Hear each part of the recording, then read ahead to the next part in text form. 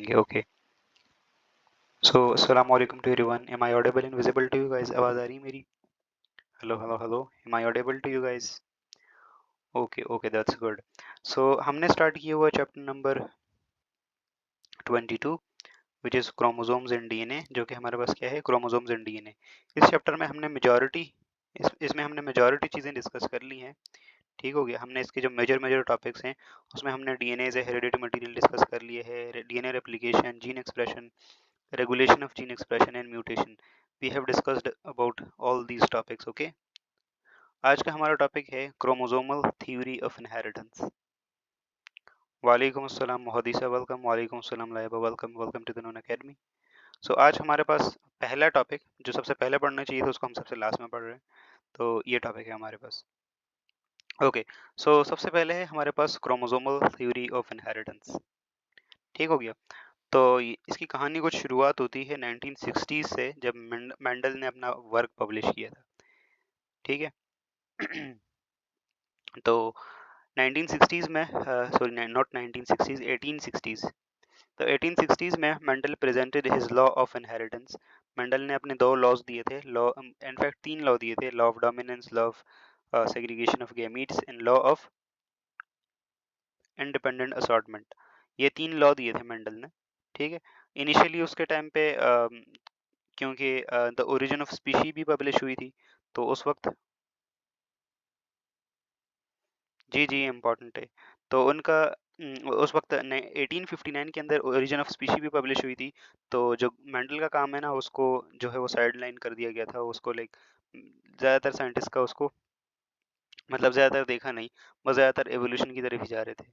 ठीक है। लेकिन बाद में पूरे 1900 के अंदर, इन द लेट 1890s, बहुत सारे साइटोलॉजिस्ट जो थे, ठीक है, जो साइटोलॉजिस्ट वो होते हैं जो सेल के ऊपर जो है वो मेजर अपना पढ़ाई करते हैं।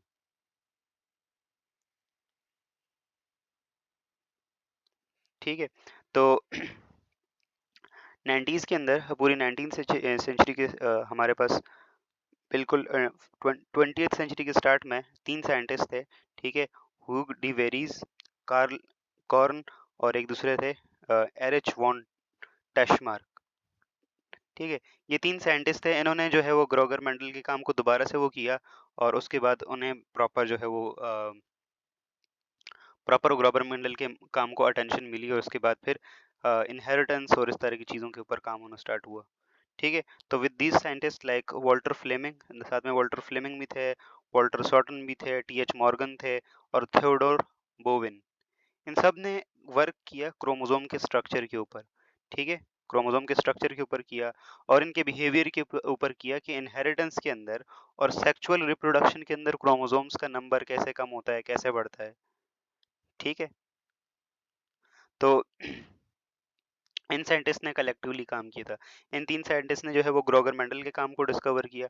इसके बाद बाकी ये साइंटिस्ट थे, इन सब ने मिलकर कलेक्टिवली काम किया, जिन्होंने क्रोमोसोम का स्ट्रक्चर देखा, क्रोमोसोम का बिहेवियर देखा ड्यूरिंग सेक्सुअल रिप्रोडक्शन।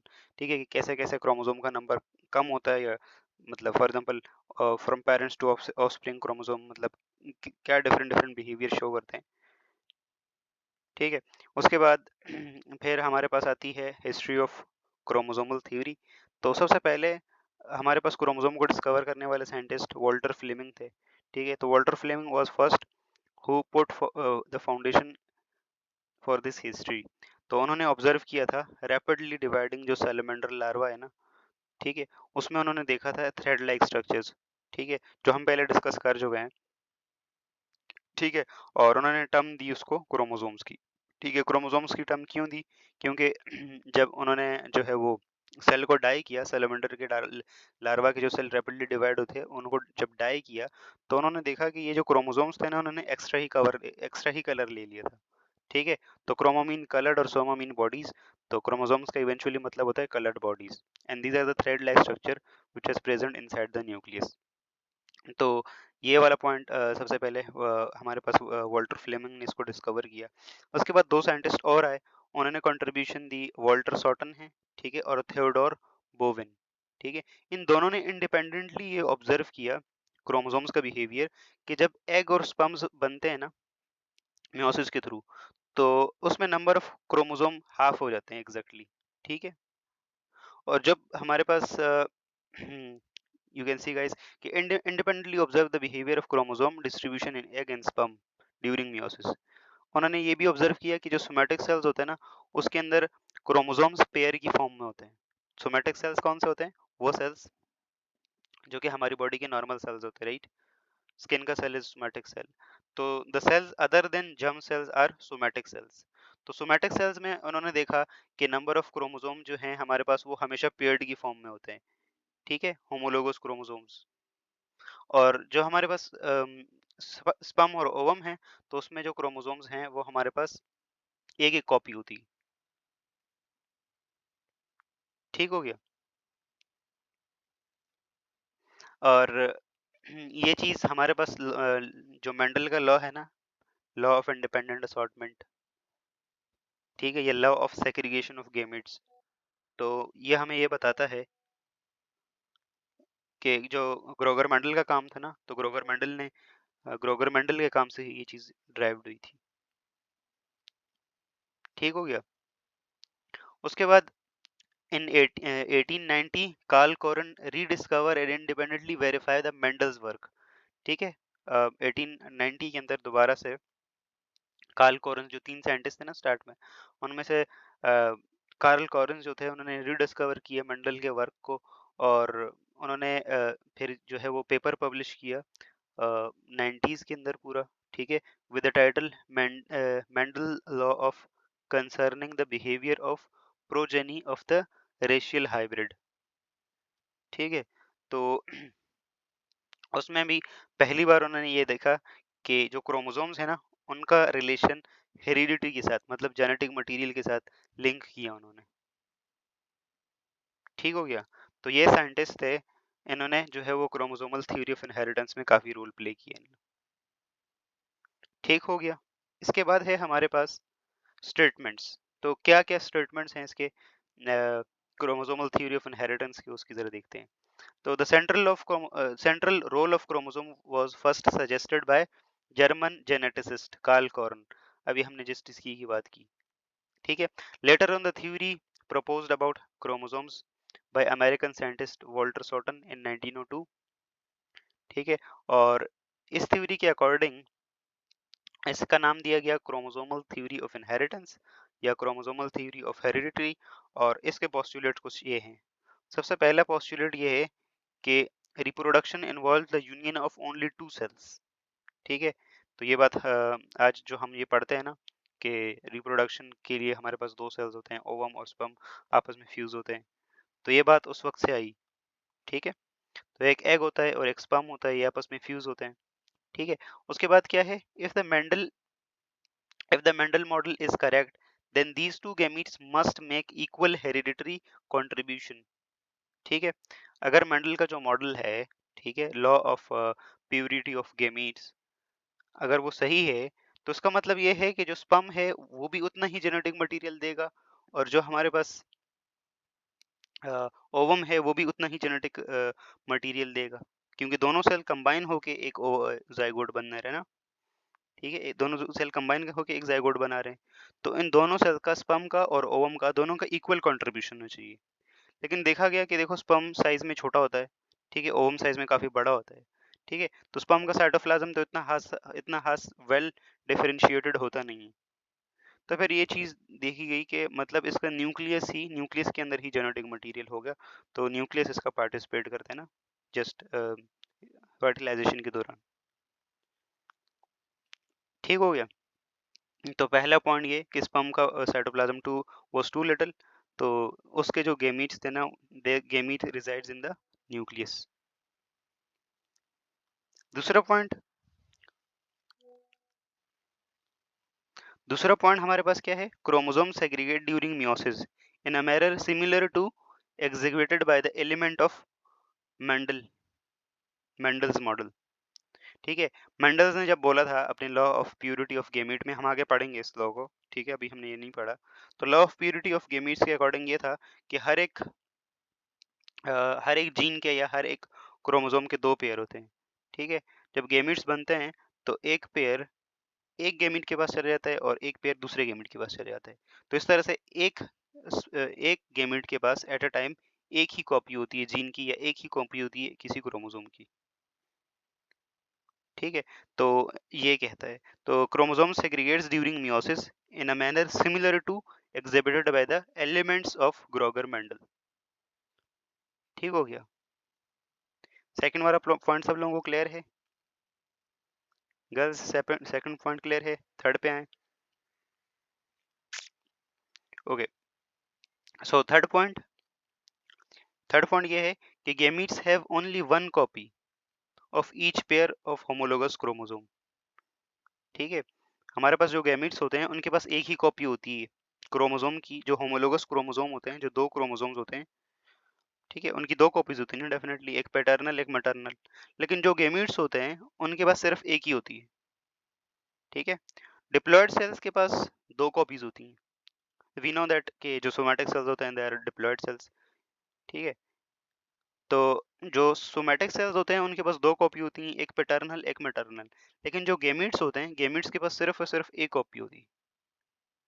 ठीक है, और ग्रोगर मेंडल का मतलब जो उन्होंने law of purity of gametes का बताया था, तो उसके एग्जैक्टली अकॉर्डिंग ही था ये। तो in the Mendel model gametes have one copy of each element. ठीक है, डिप्लॉयड जो है उसके पास दो है। ठीक है, बस यही दैट्स द पॉइंट। ठीक हो गया। तो during meiosis each pair of homologous chromosomes Orient. अच्छा, लास्ट फोर पॉइंट में क्या है? फोर्थ पॉइंट में ये है कि जब मियोसिस होती है तो जो होमोलोगस क्रोमोसोम्स होते हैं ना, वो अपने आप को सेल के सेंटर में ओरिएंट कर लेते हैं। ठीक है, और एक प्लेट बना लेते हैं जिसे हम मेटाफेज प्लेट करते हैं, और यहीं से इंडिपेंडेंट असॉर्टमेंट होती है क्रोमोसोम्स की। ठीक है, आधे क्रोमोसोम एक साइड और आधे क्रोमोसोम एक साइड, एक होमोलोगस पेयर एक साइड एक दूसरी साइड। ठीक है, तो during meiosis each pair of homologous chromosomes orients on metaphase plate independent of any other pair, right? This independent assortment of chromosomes is the process of suggestive of independent assortment of the factor postulated by the Mendel। ठीक हो गया। तो Mendel ने जो अपना law of purity of gamete और law of independent assortment में बताया था, ठीक है, तो वहाँ पे जो जीन्स जीन्स आधे एक साइड आधे एक साइड चले जाते हैं। ठीक है, तो डेफिनेटली मतलब क्रोमोसोम आधे एक साइड जाएंगे आधे एक साइड जाएंगे, तो डेफिनेटली जीन भी क्रोमोसोम्स के अंदर ही होते हैं। तो फिर डेफिनेटली जीन भी हाफ जीन एक सेल में जाएंगे हाफ दूसरे सेल में जाएंगे। ठीक हो गया।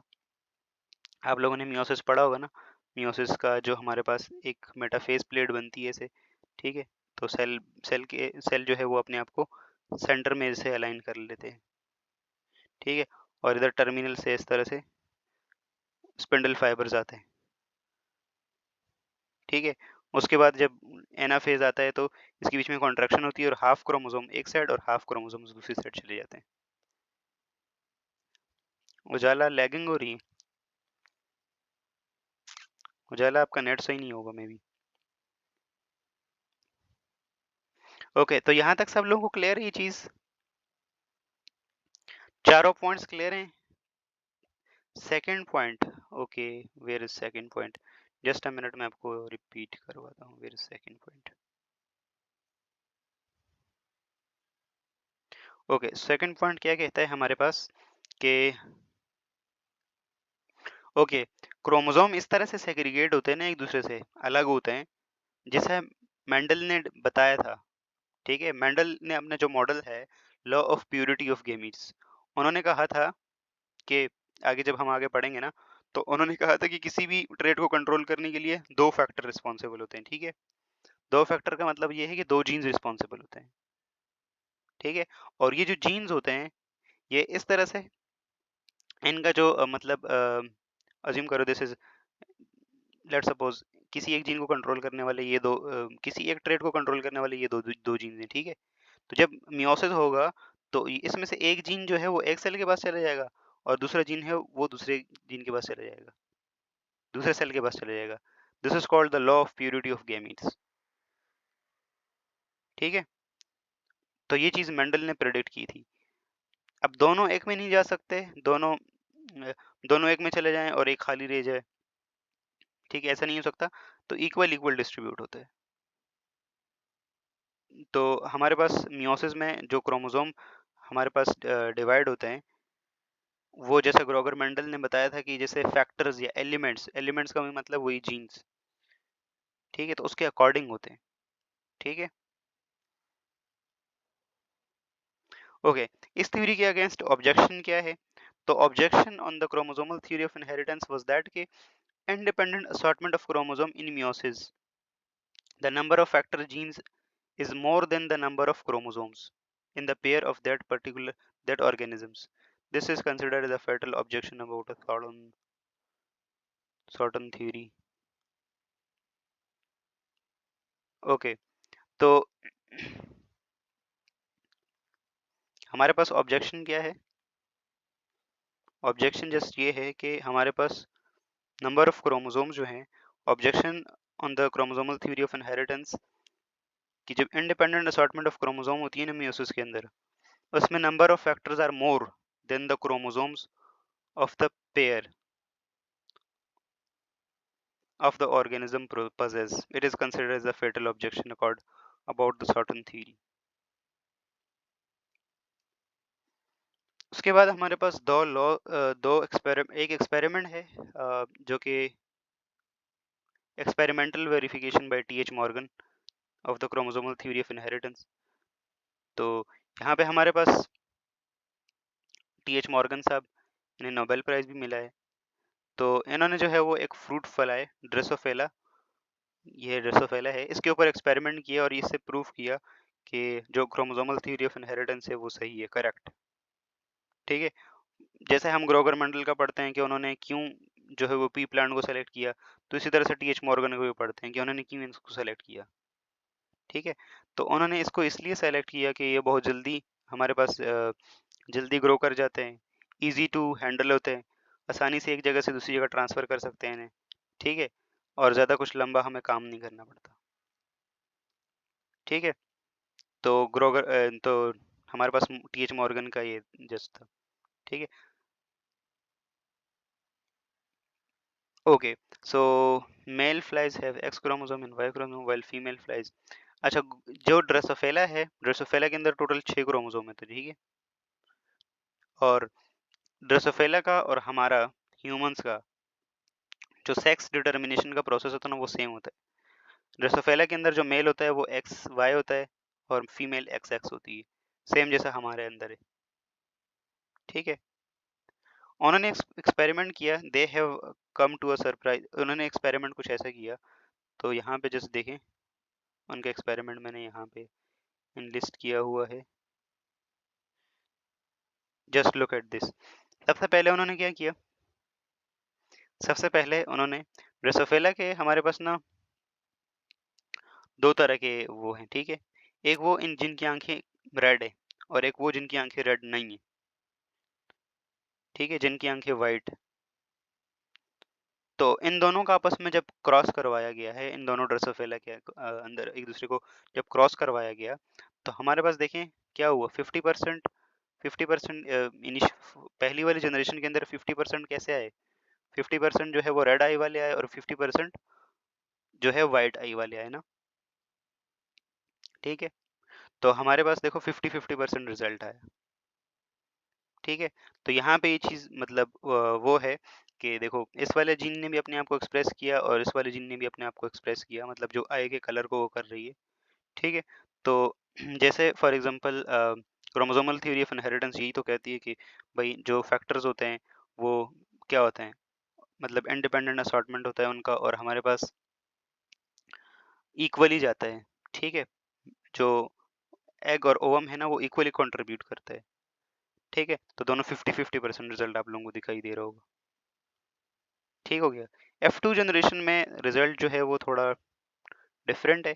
F2 जनरेशन का, F2 generation, just a minute, F2 generation, where is F2 generation? F2 generation में देखें, F2 जनरेशन में क्या है? अच्छा, F2 में भी 50-50% है, ठीक है? तो F2 जनरेशन में भी वही 50-50 रिजल्ट है।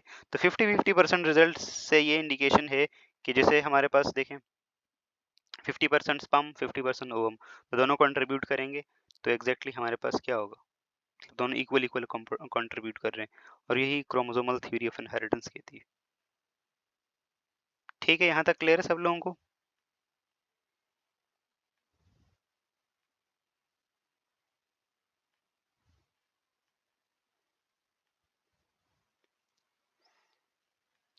बाकी टीएच मॉर्गन का एक्सपेरिमेंट हम आगे भी डिस्कस करेंगे इंशाल्लाह इनहेरिटेंस के अंदर भी। यहाँ तक क्लियर है सब लोगों को? Any confusion? ओके,